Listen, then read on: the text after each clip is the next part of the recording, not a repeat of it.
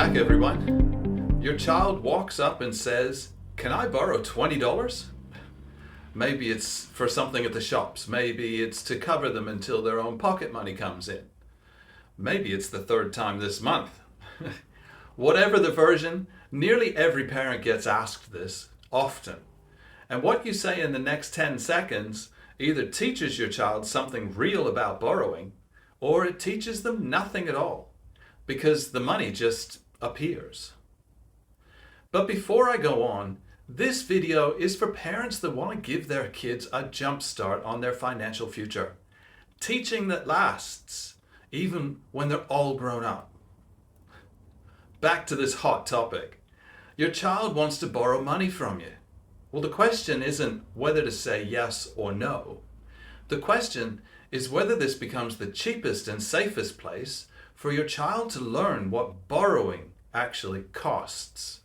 Or one more moment where money just quietly appears and disappears with no structure and no learning at all. Most parents do one of two things, and both of them skip the lesson entirely. You hand it over instantly. No terms, no expectation of repayment, which teaches a child that borrowed money is really just free money with better manners. Or you say no, outright, sometimes with a lecture about debt being dangerous, which teaches a child to avoid the topic of borrowing altogether, right up until their first credit card arrives, with nobody ever having shown them how any of this actually works. I want to offer you a third option, one that I've watched work in a classroom economy running real money for 8 years, where children borrowed a float, real business capital, or favors from each other constantly. And let's turn the most casual money request into the cheapest lesson in debt your child will ever get. And remember, free money with better manners, or a lecture that shuts down the topic. Here's the third option. And why both of the defaults we tend to fall into actually fail. Let's take the instant yes first. When you hand over the money the moment that it's asked for, with no terms attached, what a child learns is not borrowing is easy. What they actually learn is that money and borrowing are the same thing. That there's no real difference between money that's theirs and money that's on loan. And a child who's never felt that difference walks into adulthood with zero instinct for the single most dangerous financial trap out there: spending money that isn't actually yours yet. Now, the outright no, especially with a lecture attached. This one, it comes from a good place. No parent wants their child growing up casual about debt. But when borrowing gets treated as forbidden territory instead of a skill, the child doesn't learn to be careful. They learn avoidance. And a person who's spent their whole childhood being told debt is dangerous, with no practical experience of how it actually works, is often the exact person who makes the biggest mistakes with their first real credit card or phone account. Because the first time they ever encounter borrowing with no supervision is also the first time the stakes are real. So both defaults actually skip the same step, actually walking through what borrowing means in a low stakes moment, while the amount's $20 and the lender is you, not a bank charging interest and reporting to a credit agency. A lecture about debt, it doesn't teach caution. It teaches avoidance, right up until the stakes are real, and mistakes can hurt. So how do we do this borrowing conversation? Well, here's the framework. 4 steps, and it takes under 2 minutes, even the first few times you use it. Step 1, name the terms out loud every single time. How much will you pay back, and when will it be paid back?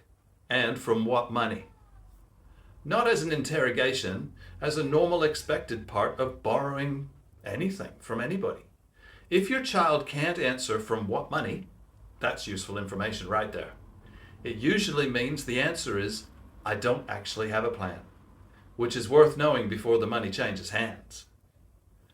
Step 2. Make the repayment visible. A scrap of paper on the fridge, a note in a phone, a simple line in a notebook. Owes mom $20, due Friday. This is not about distrust. It's about making the invisible obligation of debt into something a child can actually see. The same way that an adult sees a bill. Money that's borrowed and never written down anywhere feels like it doesn't really exist. And that feeling is exactly what gets people into trouble later. Step 3. Let a missed repayment have a small, real consequence. Not a punishment, a natural one. No new borrowing until the old amount is settled. Or it comes straight out of the next pocket money day. No negotiation. This is the step that makes the first 2 steps mean something. Because a borrowing system with no consequence for missing a repayment isn't actually a borrowing system. It's just a delayed gift. Step 4. Separate good borrowing from bad borrowing. Explicitly, in the actual conversation. Borrowing $15 to top up savings for a bike they're already earning towards, that's borrowing against a plan that's actually working. And it's fine. Borrowing $15 for something they'll have forgotten about by Thursday, that's the kind of borrowing that becomes a habit worth interrupting. Gently, with a question, rather than a lecture. Is this something you're borrowing toward? Or is it borrowing because it's easier than waiting? So borrowing towards a plan that's already working is fine. Borrowing because waiting is hard, that's worth a question. What you're actually building here has nothing to do with $20. You're building your child's very first working model of what debt is. That it has terms, that it's visible, that missing it has a consequence, and that not all borrowing is the same.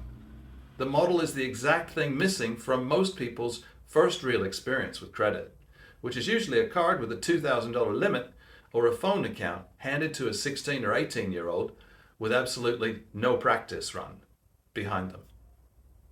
I've watched this play out across hundreds of children in a real classroom economy.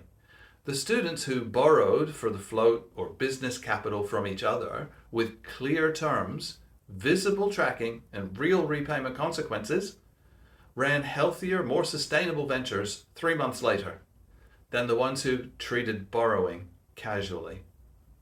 Not because they were naturally more disciplined, because they'd already practiced dozens of times in amounts too small to hurt. Exactly what it feels like to owe someone something and pay it back.